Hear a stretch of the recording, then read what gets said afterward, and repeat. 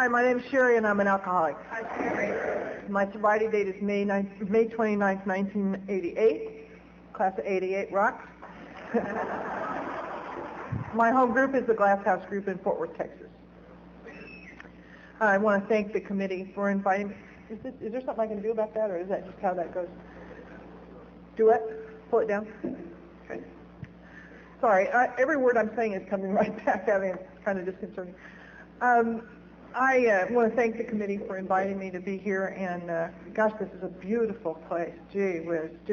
I walked out my door this morning, and there are all these different colors of green and out over that mountain. It was just beautiful. I want to thank you for that opportunity. Above all else, thank you for letting me come here and be with you. It's such a special privilege and such an enlivening thing to get to be with you. Jerry, thank you very much. She's been just delightful. She's called several times. She sent me a digital picture, so I knew exactly who was picking me up at the airport, and that was great. She started off, she said, "How will I know you?" And I said, "I'll have a big book in my hand. I'll probably be the only one."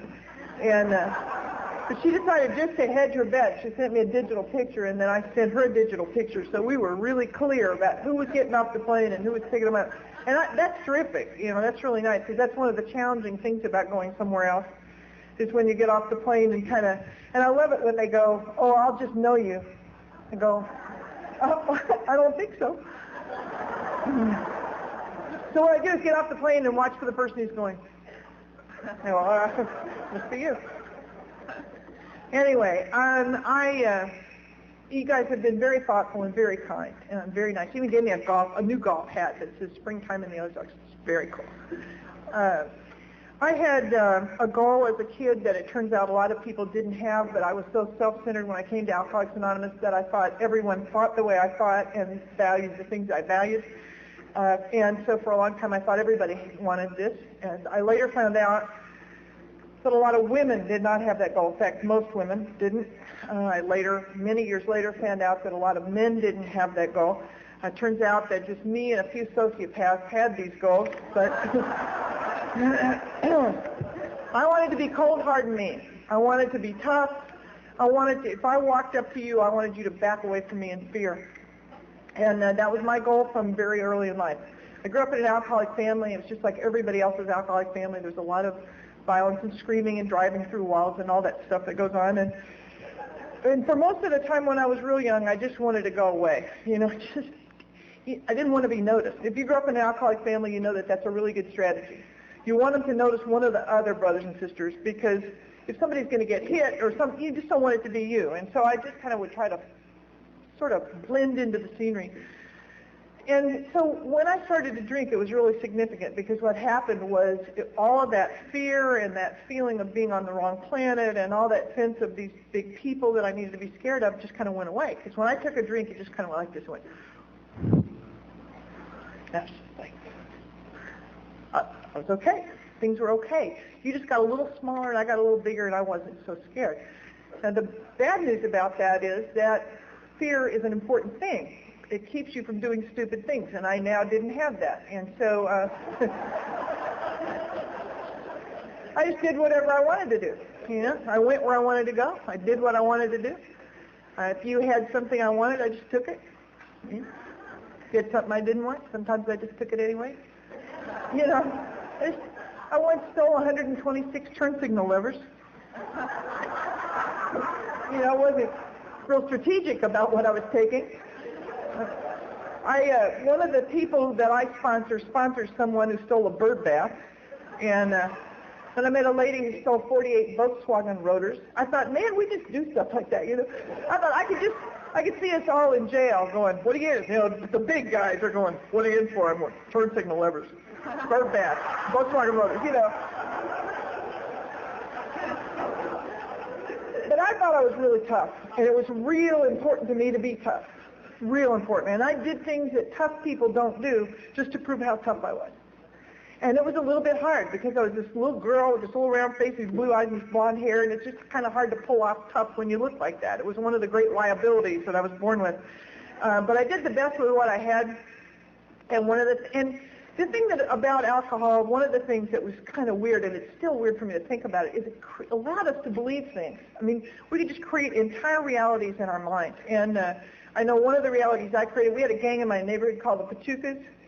And in my neighborhood, they had love and hate tattooed on their knuckles. And they had a little cross with a rays coming out of it on their arm. And I know that in different parts of the country, they had that in different places. In my neighborhood, they put it on their arm.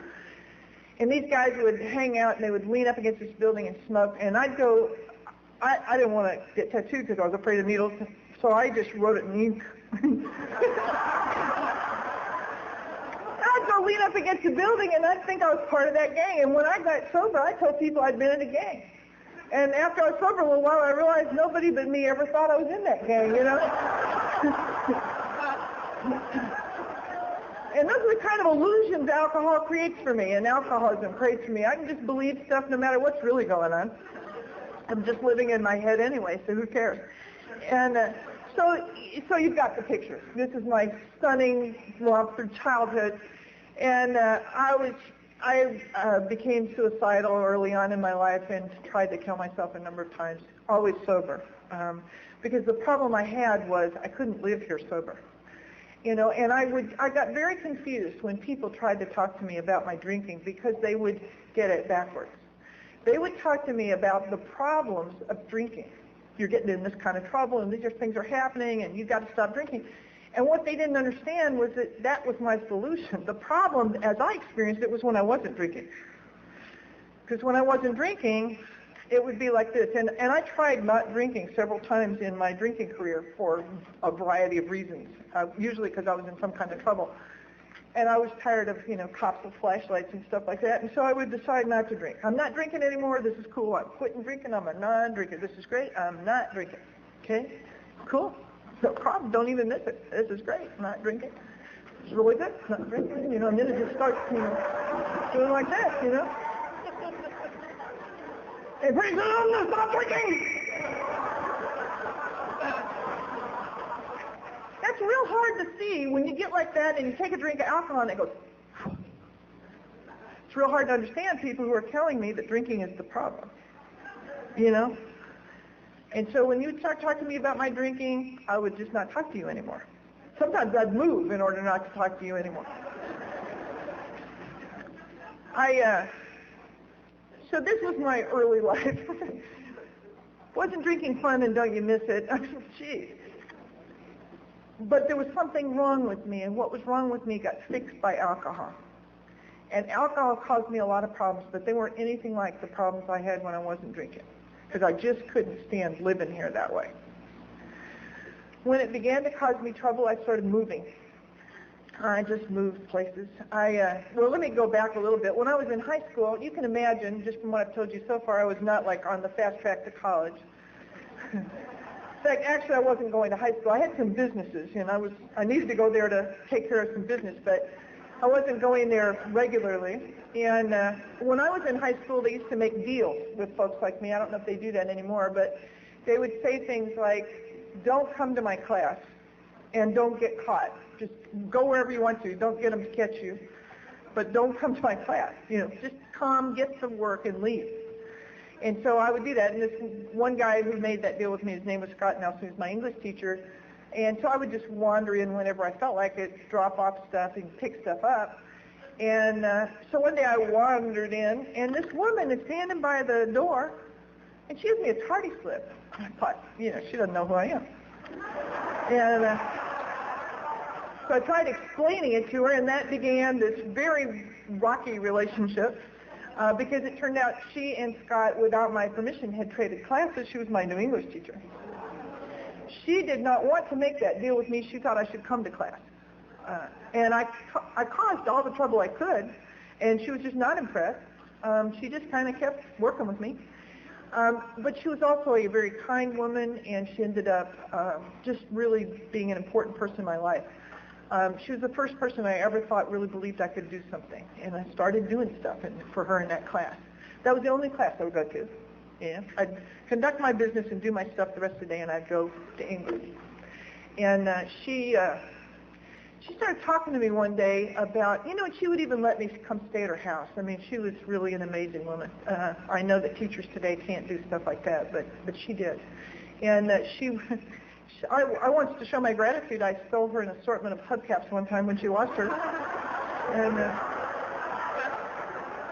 I was really puzzled by her lack of gratitude because I went to a lot of trouble to do that. It was another one of those times when these worlds collided and I didn't understand what was going on and why people didn't see the world the way I saw it. But one day she started talking to me about going to college. Now, this is sort of interesting because I wasn't going to high school. So, doesn't seem like going to college would be next thing on my life. But she got me to take this test, and then she showed me this test. And here's where people scored, and here's where you scored. She said, you're really smart. You could go to college. I don't even know anybody who's gone to college but you. Why would I do that? I mean, I didn't even plan to live that long, And she just kept telling me that. And I don't know about you, but you do something a couple of times with me and it becomes how things are, That's a tradition now. I come in, you say, when do you go to college? And I go, no. And, So one day I walked in and she said, nobody here thinks you could make it in college, and they're probably right. I could make it. So I went to college on a dare. Show them I could do it. They said they didn't think I could do it because of my attitude and I had no discipline. I went to show them. I took the attitude and the no discipline with me and went to college. Now, I didn't go to college to learn anything. I just went to college to show those people. And I didn't change anything. Nobody sat me down and said, listen, here's how you go to college. I just went the way I was. Somebody gave me a button that said, I am a girl, and asked me to wear it. Said that people were confused. The roommate that I had that year wouldn't stay in the room because she was afraid to come in there. She slept in the lobby. If I ever see her, I will make amends to her. If you are in here and you went to college at the University of Arizona and you were afraid of your roommate, if you'll come and see me after the meeting, I'll be glad to make that amends. And while I'm at it, if you lived in Arizona or are missing car parts at some time in your life, I'll also be glad to talk with you after the meeting.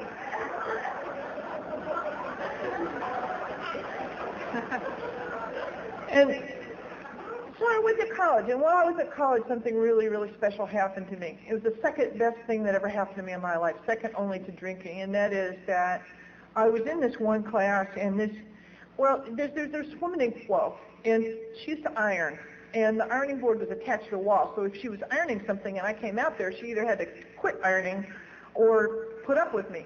And I didn't have any friends, so I had to get friends who were captured somewhere, and so I would sit and talk to Flo while she ironed, and I'd smoke Lucky Strikes, and we'd talk about philosophy. And one day she came out and she said, you're very puzzling. I hated it when people said that because it usually meant they were going to find out. I was playing like I didn't come from where I came from.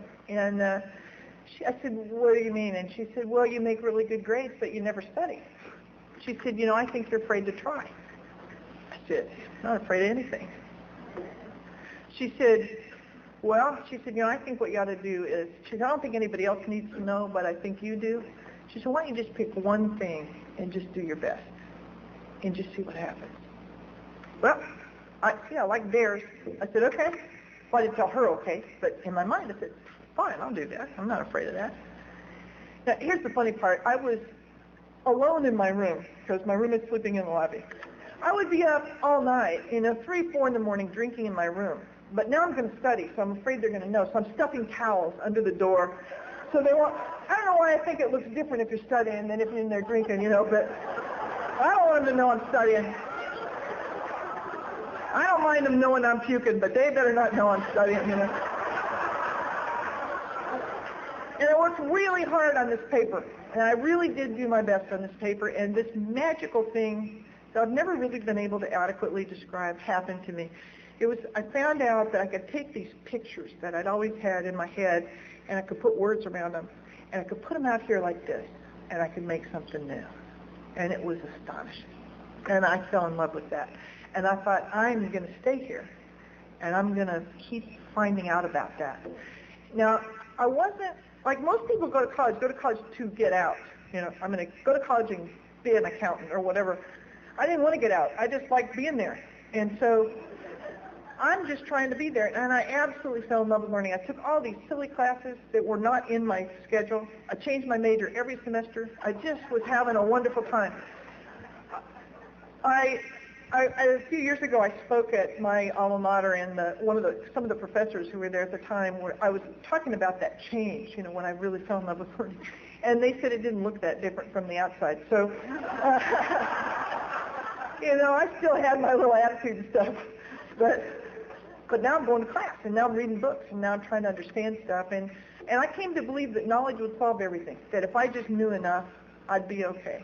And I set about to try to know everything I could about anything. I even tried to learn to play the piano from a book. It turns out that's really hard to do if you've never heard a piano. I also tried to learn to tap dance from a book, and that didn't work either.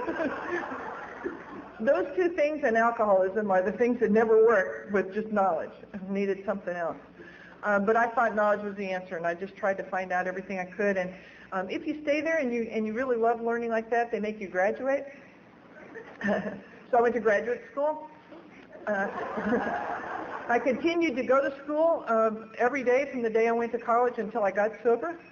I haven't found it necessary to take a class since I've been sober.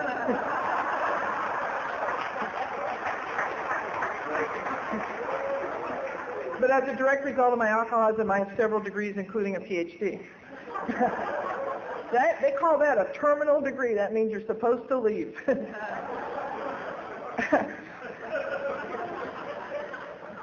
Now I had the answer. Knowledge was the answer. And but what's going on? There's several things going on here. And one is that the more successful I was, the worse the contrast felt between the way I felt inside and the things on the outside. And I would have these really good jobs, and I would get these nice clothes, and I would go to that job, and I'd feel like I was in somebody else's life.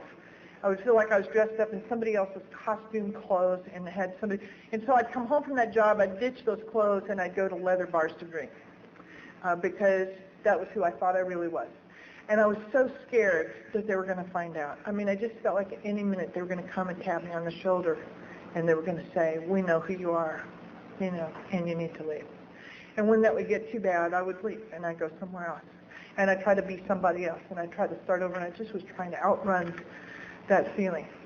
And at this time, there was another thing happening to me that I did not understand that was really scary. I had two things that I knew I could rely on in life. One was that learning thing, and the other was booze. And what started happening, and it's described in the big book, but I didn't get it because I hadn't read the big book. What happened was alcohol started getting real unpredictable for me. It started getting to the place where sometimes I could drink, and I would take a drink, and then I wouldn't know what happened next. And sometimes I could take a drink, and I would just keep drinking for several days till it let go of me. And sometimes I'd take a drink and black out, or sometimes I just never knew what today was going to be. And the worst thing of all was toward the end of my drinking, when I would drink. I could drink for days, and my mind would stay sober, and my body would be drunk. And it was so painful. It wouldn't do that thing anymore, Nothing would. And then I had the problem that I couldn't quit drinking, and drinking wasn't working. And neither did anything else that I tried. And it was miserable. And I thought, the only thing left to me is to just die. And I was, of course, in graduate school, in one of my many graduate schools at the time. And I was talking to this woman, and she was very religious. And she said, God hates you. And the reason God hates you is because of who you're sleeping with. And that's why you're so miserable. I said, fine. So I got married. Seemed like the right... Now, I never thought past getting married. I was just trying to get God off my ass. So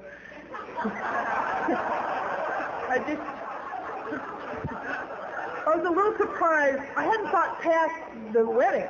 And then the next day, there we were. And it never occurred to me there would be a next day, And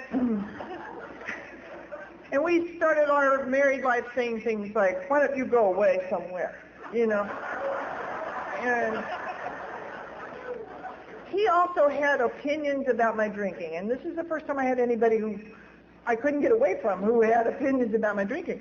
And he would say stuff like, why do you drink before you go out? You can't go out unless you drink before you go out. And there's usually not enough. So you gotta, you can't rely on them to have enough. But I couldn't explain all that to him. And he also was the first person who was ever absolutely accurate about what was wrong with me. Because during this period I got pregnant. It turns out not being suited to marriage is not good birth control. And I was really scared. I thought something terrible is going to be wrong with that baby. And it's going to be my fault because I had this image of God that it just seemed to me like God gave me these two things that I could just barely stand being alive, and now God's taking them away because now booze isn't working, and now that reading thing was starting to go. I had gotten to a place where I couldn't hold ideas in my head. I couldn't start at the beginning of a sentence and tell you if I was still in the same sentence by the end. And I couldn't do that thing that I had done. And I thought, that was my image of God. God gave me these things, and now God just took them away and said, okay, now let's see you do it. And I couldn't seem to kill myself, and I held God responsible for that. And I thought, oh, great. And now I got married to please God, and not only did that not please God, but now I'm pregnant, and there's going to be something terribly wrong with this baby. So I quit drinking, I quit smoking, I went on a nutrition program, I went completely nuts. And my ex-husband during that time was the only person to correctly diagnose my problem. He said, you have a non-drinking problem. He said, you go crazy when you're not drinking. Please drink. When my son was born, he bought a bottle of wine to the hospital, so I drank it. It was a gift. I felt like I had to. I mean, he was just like, please drink this. And now I had another problem. I was so afraid before that baby was born because I was dead inside. It was just black and cold and dead. And I thought, I'm going to hurt that baby. I had been a really violent person. I'd been from a violent family, and I thought, I'll hurt that baby. And I thought, I won't care about him. My dog had been killed. I was drinking. My dog was killed, and I didn't even go see about it. And I thought, that's how I'll be. I'll leave him places, or I'll forget him, or I won't take care of him. And that baby was born, and it was a real shock because it was just like this laser beam from his heart to mine. And I just loved somebody for the first time. I really loved him. And now I had a new problem because I didn't want him to have a mother like me. And I was so afraid of hurting him that whenever I would get angry, I would just hand him to whoever was close to me and say, please take this baby. And I wish that had protected him, but it didn't. I was 6 when he got sober. I had hurt him. And when I would raise my voice, he would run and get in the tub and cover his head.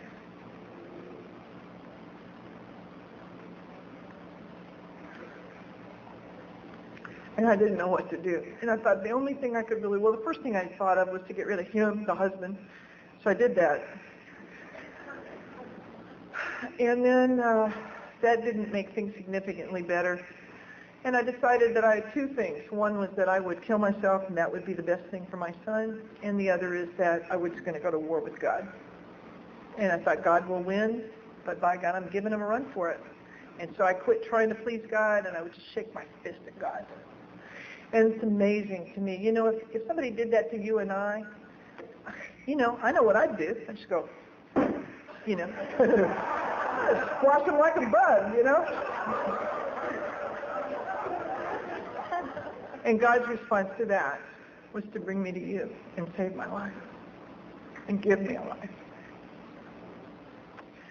I had decided I had so much trouble killing myself. Well, first of all, I got this woman to move in with me so that she would take care of my son when I thought she'd get attached to him and take care of him. And I put it in my will so she'd feel guilty if she didn't do it. And once again, thinking only of myself, I got her to leave her husband and move in with me so that she would take care of my son. I then decided that the reason I hadn't been able to kill myself was because I wasn't systematic enough about it. And by now, I was trying other things because alcohol wasn't working. I had voices in my head. If you're new, those are not God. Those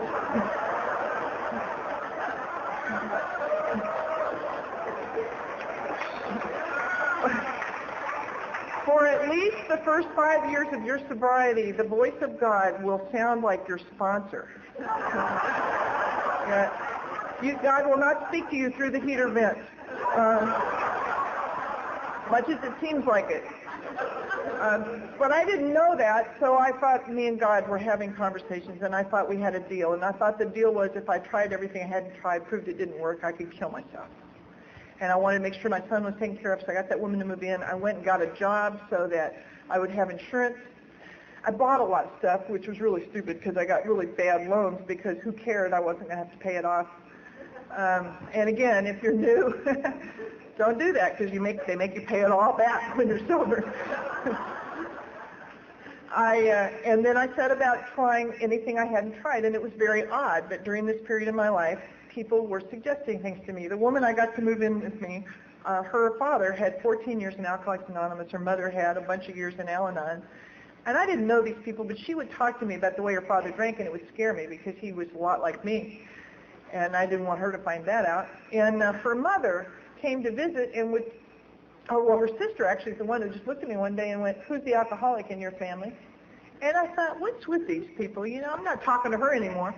And and her mother said, you seem like somebody who's been affected by alcohol. I think you should try adult children of alcoholics.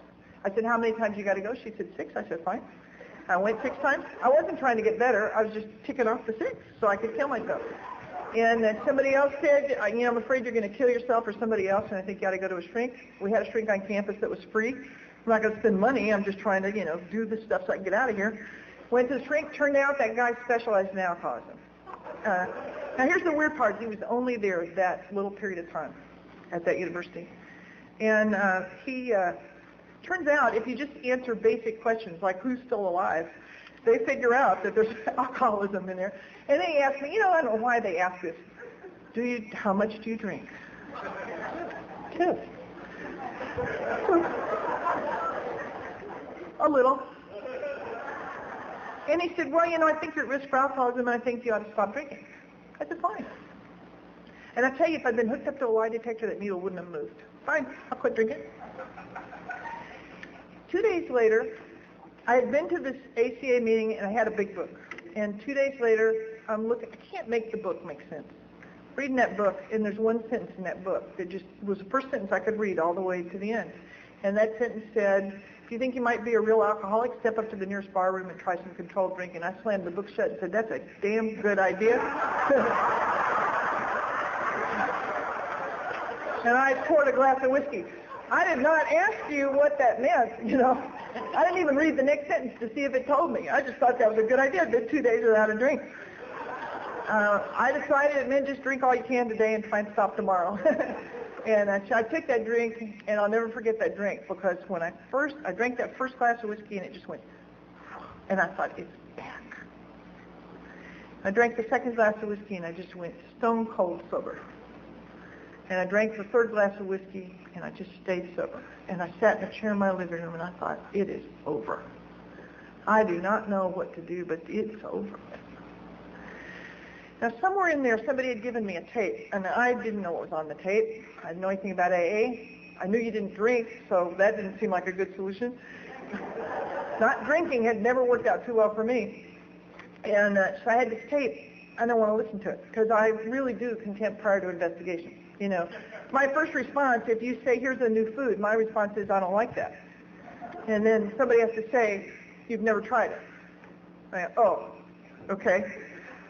And so I don't know what's on the tape. So the tape's in the car, and I get in the car. And now here's the other problem I have. I can't stand not knowing stuff. So I get in that car, and I think, I wonder what's on that tape. And I think, who cares? I don't listen to that tape. It's probably some lecture on drinking, Somebody going, don't drink, something like that. But I don't want to hear that stuff, so. And then I'd say, and then the other part of my mind be going, yeah, but I wonder what's on that tape. And, well, I don't know, but who cares? I'm not listening to it. Yeah, but I wonder what's on it. I mean, I don't know what's on it. It might be something, yeah. Finally, one day, just to get them all to shut up, I took the tape and just put it in. And I was amazed. It was a tape of June G., who I believe was here a couple years ago or something. And she started telling her story. And I can remember sitting in that car stunned because this woman felt the way I felt. She'd been where I've been. She'd done worse things than me.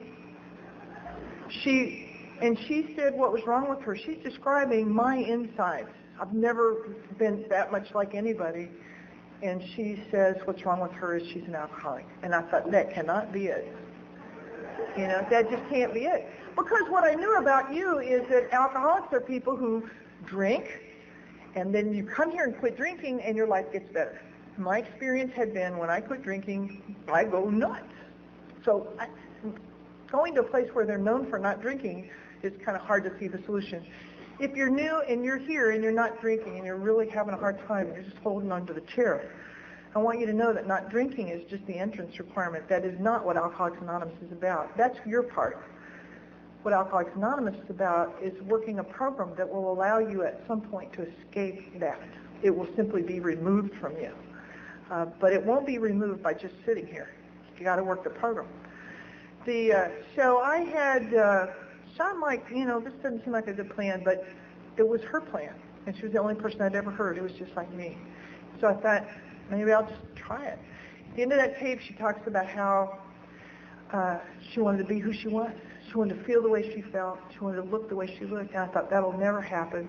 But maybe I could get to a place where I just don't want to kill myself all the time. And I went to a meeting of Alcoholics Anonymous. It was a very long room, about like this center section right here. And I sat at the back, and at the end, of course, I sat at the back. That's where all the new people are. And with my back to the wall, close to the door, just exactly like you're supposed to. And they didn't offer a chip at the end of that meeting. They offered one at the beginning, and I would have taken one at the end, but I couldn't at the beginning. And I didn't know what a chip was. It seemed to me like they would do this. They would go, does anyone want a chip to stay sober for 24 hours? And I'm sitting there with my brain all screwed up going, it's like Krypton. You get that stuff, and somehow you don't drink. So I knew I had to get the Krypton, but I didn't want to walk up in front of all those people, So I did that for about a week, and then finally I was at this meeting, and this person said to me, they say you're not supposed to diagnose anybody else, but I'll tell you you're an alcoholic if I ever saw one. If you don't get a chip, I think you're going to die. So I got a chip. I had my hat pulled down over my face. I kept wearing that hat for about 3 weeks. And I took the hat off. They thought I was a newcomer. I did not hug them. I did not tell them my name. I just got the Krypton and sat down. I had no idea that was the beginning of me becoming a completely different human being. I wouldn't have ever signed on for all the things that have happened to me, but it's just been an amazing trip. The most amazing first thing that happened to me was the thing I described a minute ago, and that is from the time I started drinking until well after I came to you, there was not a minute that I wasn't thinking about drinking. If I wasn't drinking, I was thinking about it, planning it, and figuring it out, or thinking about how well I'm doing not drinking, and isn't this great that I'm not drinking, which is still thinking about drinking. And when I first came to AA, that's how I was, and I had a really hard time of it. And then I remember one day, the neatest promise in the whole book to me happened, and that is, I just forgot to think about drinking one day. I never thought that would happen.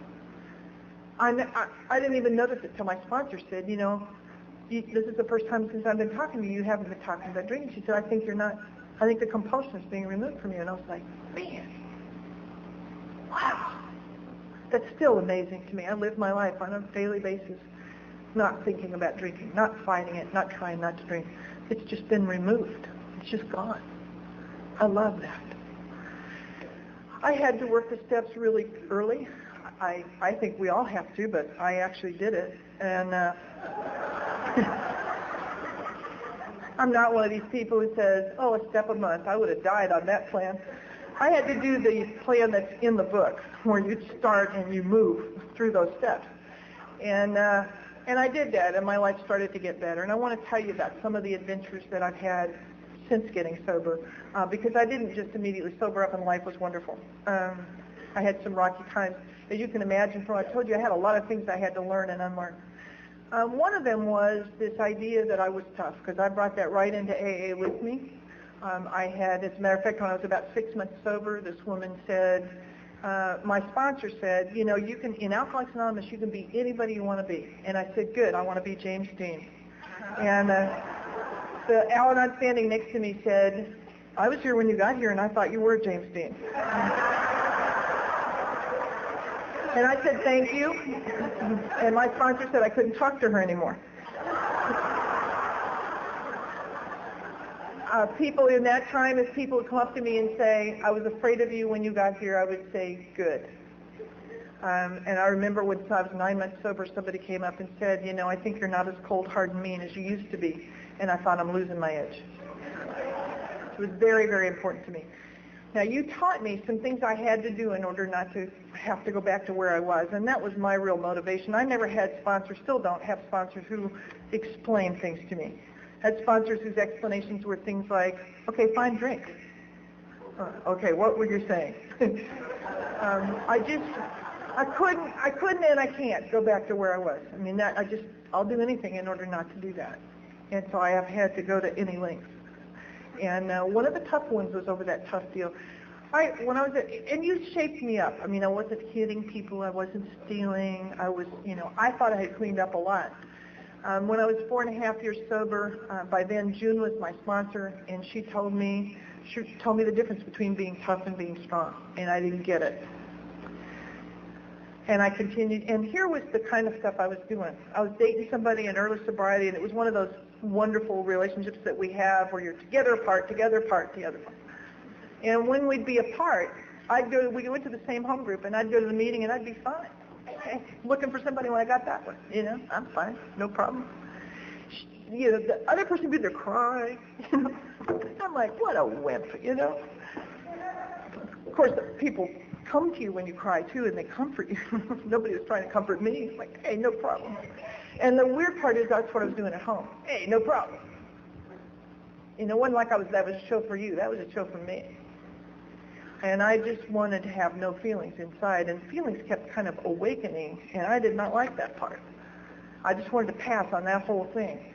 And then so I kind of kept doing that, and I was sort of twisting things around. When I was 9 years sober, I would drive by these billboards. It's the first thing I noticed, and they had these billboards, and they had like a little jigger of whiskey, and it would say, at the end of a long day. And I'd think, I've had a long day. And it scared me. I thought, you're thinking about drinking. And I think, well, you know, they say the ninth year's hard. This is probably what they're talking about. And so I didn't think much about it, you know. And then I would have this thing that would say, depressed, and I think, yes, I am depressed now that you mention it, you know. And I didn't know what was going on, but I was aware that these thoughts are occurring to me, and I'm thinking about drinking, and, you know, that's not too good. And we go to this conference every year in Crested View, Colorado, and we're up there, and I love to fish, and we fish up there, and I like to catch fish, okay? And this particular year, we went rafting, and they said the water was technical. If they tell you that, get out of the damn boat, because it means there's big rocks and not a lot of water. And so we're in this boat, and I'm sitting there, and I get slung out of the boat. It is not falling. It goes like this, bam, and you just get like slingshotted out of the boat. And I'm in this cold water with these great big rocks, and I am furious. I am so mad that I almost can't get back in the boat. I'm just insanely angry. And I get back in that boat, and I plant my foot, and I go, by God, I'm not doing that again. And 30 seconds later, I'm flying through the air again. And this time, I can't calm down. I am so mad, I can't even thank the people who rescued me. I'm just so mad. And then the next day, we go fishing. And we're out on we're lake fishing now. We fly fish, and then we go fish on the lake one day and actually catch fish that we can keep instead of having to throw them back. So out there we're fishing, and I get this fish, and it's like, I mean, you can, you know, the poles, you can tell it's a big fish. I was like, it gets within about 4 feet of the boat, and it goes, man. So I'm like, get that thing, you know. Got him again. Did that 4 times. The 4th time, I picked up the paddle, and I said, I'm going to find that son of a bitch and club it to death.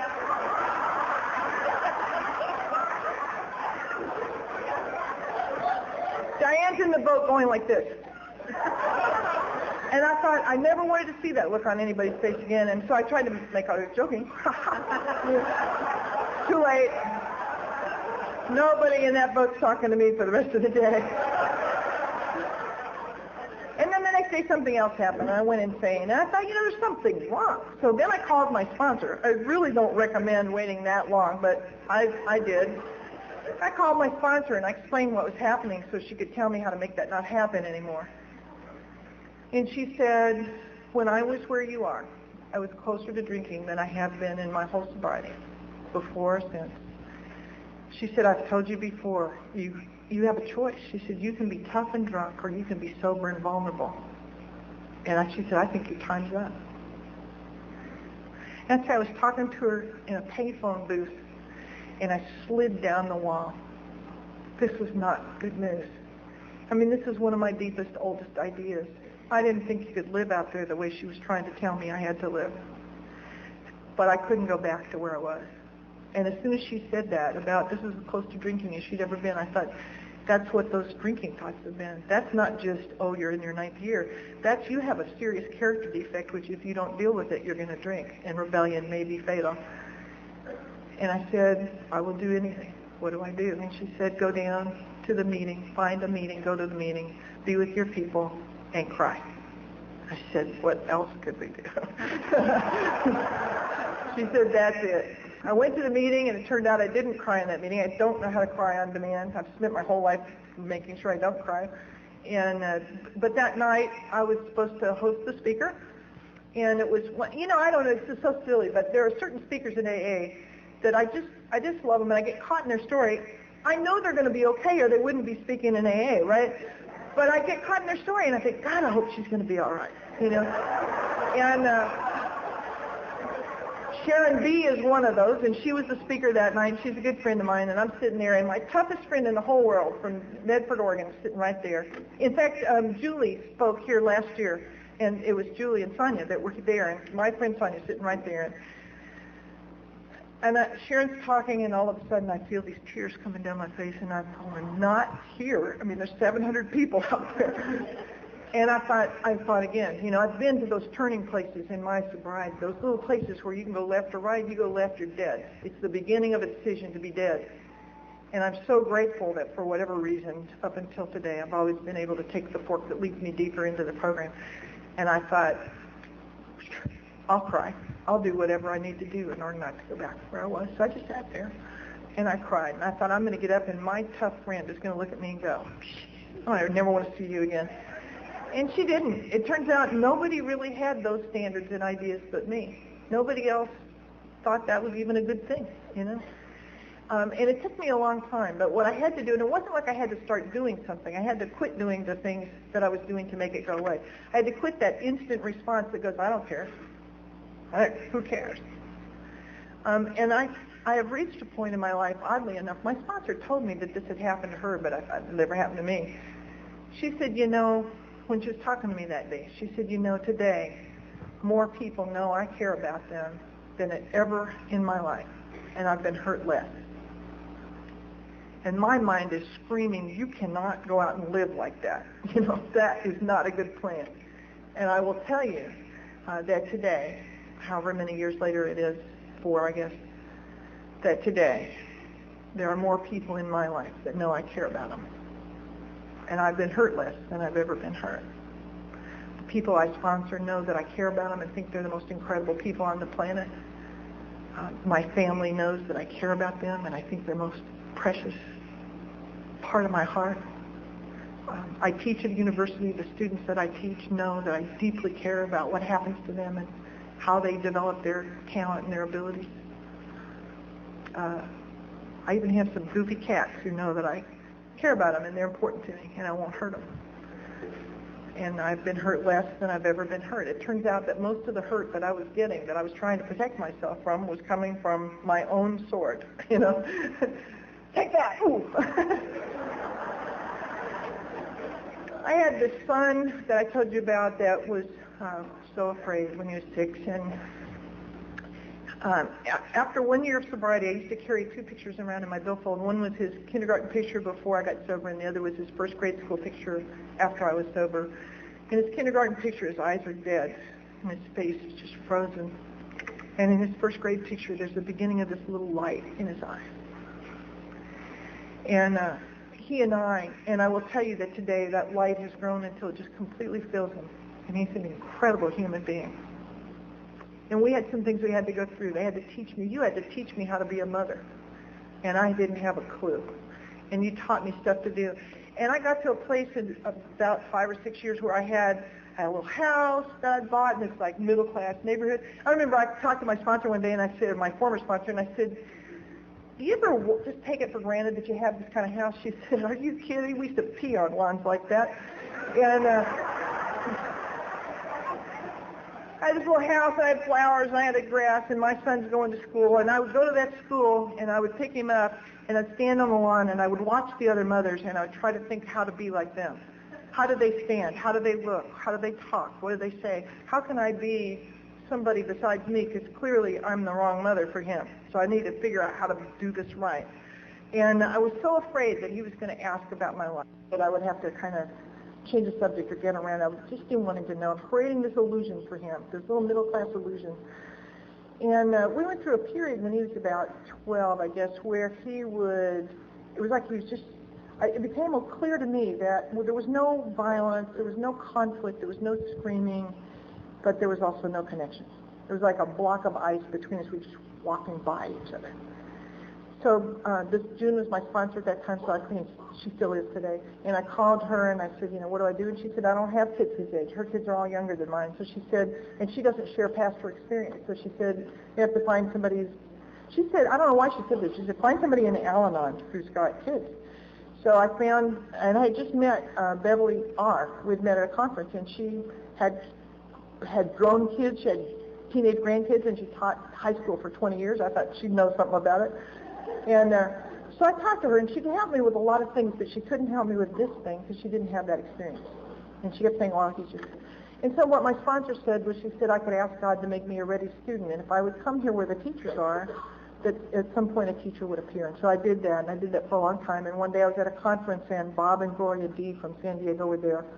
And I listened to them, and I knew these were people who had teenage kids, and they had lived the kind of life I had lived. And I knew they'd know. And so I asked to talk with them, and they came over and sat down. And Bob got there first, and he did that thing. I know you got old-timers who do this here, where they sit down and they go, they don't say anything. They just... I don't know what you do when they do that, but I start squirming. And he just said, you've got a third step problem. I said, I am 7 years sober. I cannot have a third step problem. He said, well, you've got a third step problem. And then his wife came, so I could talk to her instead. And so I told her what was going on, and she said, tell me about the amends you made to your son. And I said, well, I'm making living amends. Her eyebrows shot up. She said, living amends are what we make after we make direct amends. Tell me about the direct amends you made to your son. I said, well, he was 6. He was a little kid. Bob said, there's your third step problem. I said, what are you talking about? She said, tell me what he knows about your life. I said, well, he knows this one, I think, really significant thing, and he knows I'm a professor, and there's a couple other things. Bob said, there's your third step problem. I said, what are you talking about? He said, God is either everything or God is nothing. He said, who are you to decide that certain parts of your life are completely unacceptable to you and to God? Who are you to say, this part of my life is okay, this part of my life, God made a mistake? I thought, whoa. She said, you need to make amends to him for keeping him out of your life. I said, what do you... She said, you need to tell him. I'm like, man. I said, he'll hate me. She said, he might. But you're going to have to tell him, because you're going to lose him anyway. Oh, I tell you, my heart was pounding, because I had worked so hard for him not to know. So I went home, and I knew my sponsor, these are friends of my sponsor, she really admires their program. They had the experience. I've been praying for a teacher. I knew I had no choice but to do this. But I was so scared, and I got in that car. Now here's the nature of our relationship at this time. I'm driving a Toyota Camry. We're driving along. There are 2 of us in the car. He's in the back seat. And he was in, he went to Walmart or whatever, got his school stuff, came back out, got in the back seat. And I said, Matt, I need to make amends to you for keeping me out of my life. And he said, I'm listening.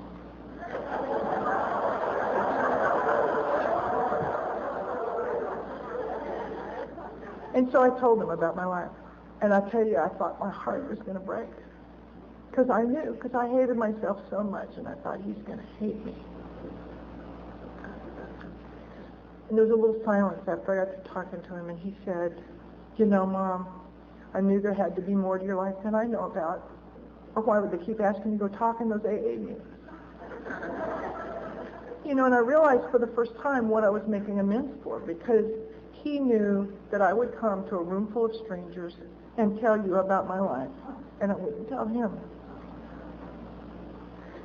And so he asked me questions all the way home, and we used to go out and shoot baskets, and usually it was when we were mad at each other, and we would play dirty basketball as a way of kind of taking care of that.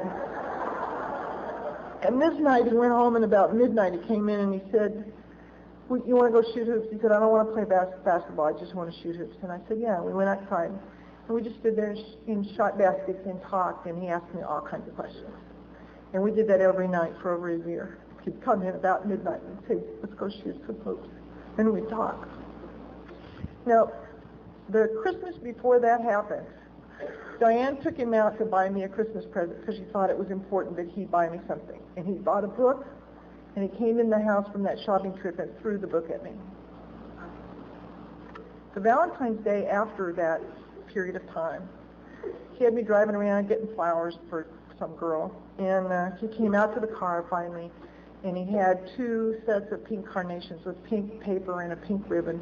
We got in the car, and he said, Mom, this one's for you. And it was the beginning of a really nice relationship. I had to go through one more sort of evolution, and that is I had to give up that idea of figuring out how to be a mother. I really tried. I tried to be a mother like other people were mothers. And I finally came to a place, and I understood that at some really deep place a little bit more about that third step, and I understood that I was the mother he had, not somebody else, and I couldn't be somebody else. And I thought, but I don't have any experience being a mother. I don't even have a lot of experience having a mother. And I thought, yeah, but I've had a sponsor for many years, and I sponsor people. I'm a pretty good sponsor. I've learned how to be a sponsor in Alcoholics Anonymous, so I just started sponsoring him. And that worked out a lot better for us, because I knew what to do as a sponsor. I knew if I had the experience, I would share my experience, and if I didn't, we would find somebody who did. And then I would just tell him about the principles of this program. And by then he was in Alateen, and he understood that. And that has worked out so well for us. And then I learned one more little piece of that, which is that if he doesn't have experience, I need to share with him. And if he does, I need to leave him alone and let him do whatever he's going to do. And when I explained that to him, he was really quite relieved. I said, it isn't that you're not competent and that you're not bright. It's that you may not have experience with that. And intelligence doesn't make up for lack of experience. So you need to have some experience. And I do. And here's what I know about that. And he started asking me questions about things that related to him, finally. You know, he's going to college. He started asking questions about that. He is now just finishing his freshman year at the University of Texas.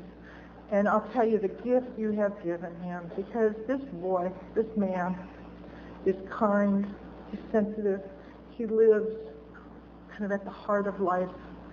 His mind is completely available for studying and thinking about things. He doesn't have half of it working on something else. And it's absolutely amazing to watch a human being who can be that free and who believes so strongly in who he is and has such a deep inner sense of his connection with life and with a power greater than him. It's just amazing to see. I want to tell you about something else that happened. It's very important to me to share this, because when I first came to AA, it seemed to me that what people were saying was, I drank, it was terrible, I got sober, it's wonderful, I got a house, I got kids, I got a car, everything's great. And I'd be sitting out there periodically throughout early sobriety thinking, I'm going to hit that guy, you know, because that was not my experience. I hope you don't mind if I take this jacket off. They told us, we called them, they said it was really cold up here, so I brought all these winter clothes, and I'm just roasting. That's all I'll take off, so you can be comfortable. That's easy there. And what happened to me was I went along, and I'm doing okay, and I'm getting better, and things are getting better. And about 3.5 years of sobriety, it just felt like suddenly it just didn't work anymore. And I was like, boost up the activity. Come to more meetings, I come earlier, I empty the trash. And it's just not working, it's just not working. And I thought, it's just like everything else that I've ever tried. It works for a while and then it doesn't work anymore. And I thought I was just at the end of the road of what. And part of the reason I thought that was because when I was new, people who really didn't understand the power of Alcoholics Anonymous and who were afraid would say things to me like, you're too screwed up for AA. You need to go to a shrink. And I know that they were afraid. They were afraid I was going to hurt them or me or somebody. They just didn't understand. And I thought, well, maybe they were right. Maybe I'm just too screwed up for AA. Maybe AA doesn't work for somebody like me. I decided to go to one more meeting. I went to the meeting. You need to know how I was going to meetings to give you a little insight about why the meetings weren't helping at all. First of all, I had fired my sponsor. I really recommend that. Get rid of the only person who's trying to help you. Get them out of the way. And then I would go to the meetings, and the way I would go to the meetings, I would go in the meeting, and I would look at who was chairing the meeting, and I go, oh, great, him. God only knows. I don't like his program. And then he'd pick a topic. It's the wrong topic. Well, today we're going to talk about gratitude. My water's being turned off. I don't want to talk about gratitude. That really sucks. And I'd be sitting there thinking about all of my problems and all these problems I have, and all these people can just talk about gratitude. He's caught on all the wrong people. Guy in front of me's got on a tank top. He's got hair all over his back and shoulders. Guy ought not to have a tank top. I'm spending time thinking about that. At the end of that meeting, I wasn't any better. You won't be any better either if you go and just think about yourself the whole time. And so I walked out of that meeting. I wasn't any better. I thought, this is it. And I'm just going to, I don't know what I'm going to do. I walked out. My former sponsor walked by, and she said, how you doing? And I said, I'm not really doing good at all. I said, I'm too screwed up for AA, and I'm going to go home and kill myself. And I actually, let me back up a little bit. I had actually called somebody that day, earlier in that day, and that woman had said to me, you need something more advanced. You're too screwed up for AA. You need to go to therapy, and that's when I decided to kill myself. And so I saw that sponsor, and I told her that, and she just looked at me, and she just went, why don't you call June and ask her if AA is enough? And I said, fine. It's the only person on the planet that I could have heard that day. And I called June. I got her number from the paper, and I called her up. She did not know me at all. And I said, this is Sherrie, and AA doesn't seem to work for somebody as screwed up as me, and I'm going to kill myself. And she said, if you promise not to kill yourself, I'll share my experience, strength, and hope with you. And she talked to me. And what I know today is that she had a husband and kids, and she sponsors people, and she's very active, and she took a long time to talk to somebody she'd never seen before. And she told me a bunch of different stories. And at the end of that conversation, she said, I'm going to tell you something. I could not have heard this from anyone but her. She said, you think you have deep psychological problems because you've had such a traumatic life. She said, I'm going to tell you something. There's only one thing wrong with you. You're selfish and self-centered. And you seem to have a really bad case of it.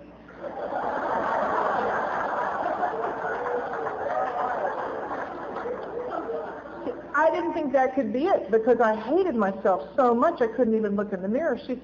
Then she said the magic thing. She said, let me tell you what that is. So I love that. You don't assume we know anything, and it's just great. She said, it doesn't mean you like yourself.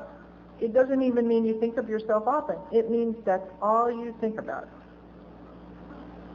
I didn't think that was true, but she gave me a list of things. She said, go to a nursing home, see somebody, whether you know them or not. Go to the hospital, visit somebody, whether you know them or not. When you go to the meeting, and instead of listening for what you can get, listen for what you can give. If you see somebody who doesn't have much money, slip them $5 when they're not looking. She just gave me a list of stuff to do. It was the lamest solution to suicide I had ever heard. She told me to do it and call her back. And so I thought, I'll do it because it's so lame. It's obviously not going to work. And then I'll call her back and I can go see. And so I did that stuff. And in 3.5 days, I felt better than I'd ever felt in my whole life.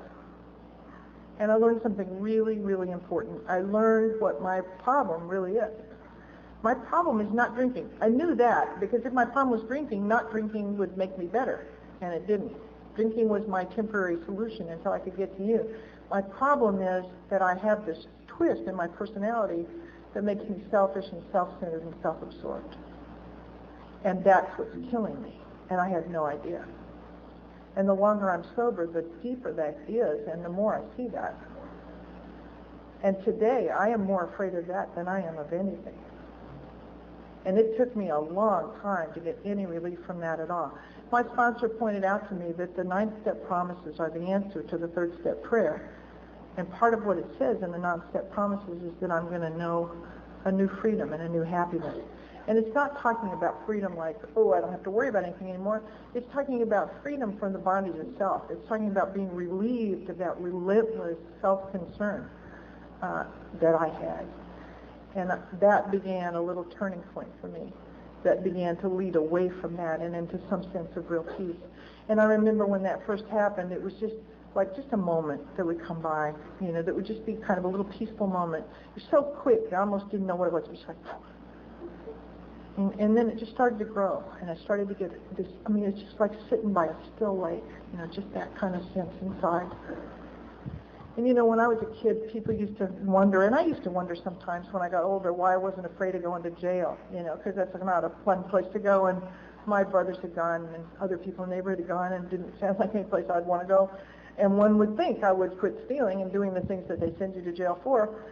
And what I finally realized in sobriety is that what was inside of me was so bad that what you did to me on the outside just didn't matter. And what you have given me is that what is on the inside is so good that what happens on the outside just doesn't matter. I have a wonderful job that I really like. I have a wonderful family. I have a wonderful home. I drive a Volkswagen Bug that I like. I just have an incredible life, but none of that is the source of my life. The source of my life is that I can love another human being. I have a peace. When I wake up in the morning, I know that I'm enough for whatever's going to happen today, and that if I'm not, one of you will be. I'm not afraid, and I can just live my life. I can just get up in the morning and open the gift of today and just live it. I have... I'm probably almost out of time. What time did we get over with? I don't even know what time we started. All right, I just have another story that I really want to tell you, because I always want to talk about something that is recent, so that I don't get stuck in the past, and so that you don't think there's some point you get to where then you don't grow anymore, because that was scary to me in AA. I had my father died when I was very young. My mother married this alcoholic, and I never knew anything about him, because what she did was just play like he never existed. And I knew little things that my aunt or my grandmother would tell me, but basically I didn't have much information about him. And this is one of those things where I think one of the amazing things to me about God and about Alcoholics Anonymous is that I get given gifts I don't even know I'm missing. Things happen to me that I don't even know are not there. And I first of all certainly did not want a family, any kind of family connection like that. And I did not think that there was anything missing in my life, because I didn't know about this father. I didn't really have a relationship, kind of a parental relationship. And there were several things that happened around that, and they were not things I would have ever known to ask for. And one of them is that I had this experience where I would go to meetings and I would hear people and they would say, and then I made amends to my mother, and we started shopping together and sharing heart to heart, and we just had this wonderful relationship, and it turned out it was all me. And I'd think, okay, I don't think I made my amends right, because that's not happening with me. My mother is who she is, and she has the difficulties that she has, and that hasn't changed. And the only thing that's really changed is that I feel like I'm a good daughter, and I've done the things, and I'm doing the things that I need to do. But every time that would go on, I would call my sponsor, and I'd say, I might have missed something. Maybe there's something else I could do. And she said, no. Your mother is who she is. And she'd say, maybe you need a relationship with someone else who can be that for you, because your mother just can't do that. And I would think, I don't want that relationship, I'm fine. Now, meanwhile, this person that I called that was in Al-Anon that had these kids, turned out we started to become really, really close friends. And I didn't know what she was doing. She was doing something that scared me. And so periodically I would just kind of back away from her. And Diane kept saying, she has kind of a mother-daughter relationship with you. That would really scare me. I don't want a mother. Had one. They beat you up. I don't want to be with one. And finally, I actually just quit even going around her, because And I had this experience that I had been going to Al-Anon, and I knew that if I left Al-Anon, I would never see her again. And so, but I was leaving Al-Anon to quit going. And I saw her at this Crested Butte conference, and I knew she would be looking at me and be all, distant and cold. And she wasn't. She was exactly the way she'd always been. And it was the first time I experienced the fact that love doesn't go away. And I remember walking away from that and thinking, she is not in my life because I tricked her. Because I always felt like if you were nice and you were a part of my life, it was probably because I manipulated you or tricked you, and then you'd find out about the trick and you'd leave. And I thought, she's not in my life because I tricked her. She's not even in my life because she wants to be. She's in my life because God put her there. And she'll be in my life until God decides that she shouldn't be there anymore. And I went back and I had breakfast with her, and before I could start that conversation, she said, I want to tell you something and it's going to scare you. And I thought she was going to tell me to go away. She said, I had a dream about you last night, and in that dream, God told me that I am to be your mother. And God has given me a mother. And her husband, who was very special to me, and I was very close with him, and he died last year. And it felt like a trick. And I went through a period, we had a lot of old-timers die, and it was just awful. And there was just all these people, Jim Williams and David Aronofsky and Bill G., and we just had a lot of people who died. And then in 1 week, I found out on Monday I went to Bill G's funeral. On Wednesday, I found out that a close friend of mine was HIV positive. And on Friday, I found out that Buddy had cancer. And it just put me over the edge. And I called my sponsor and I said, I just can't come back from that one. I was doing okay up till that one. And she said, you had no right to have him in your life in the first place. He was a great gift to you. And she said, you can either focus on the gift or you can focus on the loss. And if you focus on the gift, you can enjoy the rest of the time you have with him. And if you focus on the loss, you probably won't spend much time with him. And that just turned it for me, and I was able to focus on the gift, and I was able to spend as much time with him as I could until he died. And it makes me very sad. I'm so grateful that I got to have him. And that would have been enough. And then what happened is, I had these 2 trips to Oregon, and I accidentally had them 3 weeks apart, and I try not to do that. And but they had asked me like 2 years ago to go to these 2 places, and it turned out both of them I went through Portland. And this was just last month, I guess. And shortly before that, this cousin that I only met a couple of times called me and said that his mother had died, and that she had some pictures and some letters and stuff from my dad, and would I like to come and see them? And I said, well, as it turns out, I'm coming to Portland. And so I arranged to go and see him. So I went up and I went to the conference, and I'm driving back, and now I've arranged to go see this guy. And of course, on the way to his house, I'm thinking, this is a really bad idea. Don't go. You don't want to do something. Oh, this guy is probably going to be awful. And I got there, and first of all, here was somebody who, the first person I had seen besides my son, who resembled me. He looked a little bit like me. His kids looked a little bit like me. And we just had this sort of instant rapport, and we started talking. And he had a stack of letters this high that my dad had written his mother, and she had kept them all these years.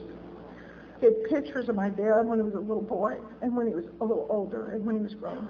And my dad was an incredible letter writer. I read these letters. I was sitting on the airplane, tears come down my face reading these letters, because this man came to life for me for the first time.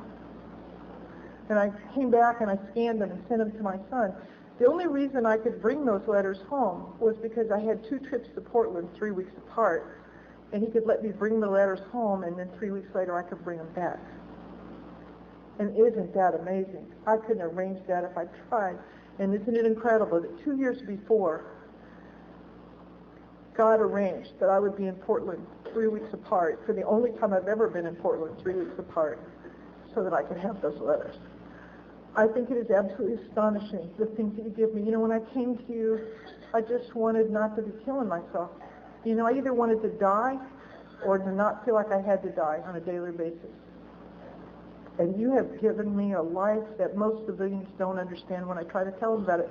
I had a colleague that I worked with for 10 years, and before she left the university, we were talking, and she said, I wish I could be an alcoholic so I could have what you have. Isn't that amazing? She's constitutionally incapable of becoming an alcoholic. However, she is being helped out because her son is becoming one, so she may find out or not. You have given me a life. You have given my son a life. I have a fairy tale life. If you'd stopped me at the door when I came and you said, work really hard, be in AA boot camp for 5 years, stay on this very narrow path, work the program exactly as it is in the book repeatedly, and here's the life you'll have at almost 13 years, I would have said, who wants that? That sounds lame. I don't even want to be one of those people. That sounds boring. And I am so grateful that you don't give us what we ask for, but you give us instead the beautiful, wonderful things that you have available. And it's all there. There's not a limit. It's not like there's only just so much of it. When I was newly sober, I only prayed 7 times in the first 2 years because I thought there was just so much help available and I didn't want to use it all up. And that's not true. It's absolutely unlimited. And the only thing that limits it is our inability to ask and our inability to open ourselves up to it. If you're new, I remember what it was like to be new. It really sucks. And what you don't want is to hear somebody like me talking about how wonderful my life is. But if you'll just stay with us, just stay with us. Just don't go away. Just stay with us. And when you get to the end of your rope and you just can't take another breath, call us and we'll come and we'll be with you. It won't last forever. They told me the door to hell was open and I could walk out. And if it stayed the way it was my first year, I wouldn't still be here. It doesn't stay like that. Don't leave. Stay with us. It says in the big book that the age of miracles is not past. Our own recovery proves that. And I thank you for my miracles.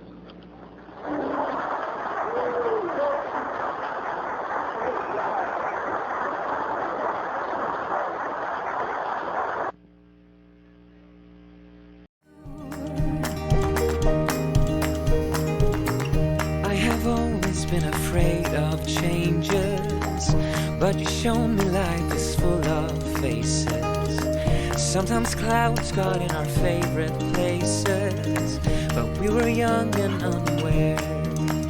Oh, I got you, there's no reason to chasing payment on my own, 'cause you're here to stay every night and day. I'm delighted 'cause I got you.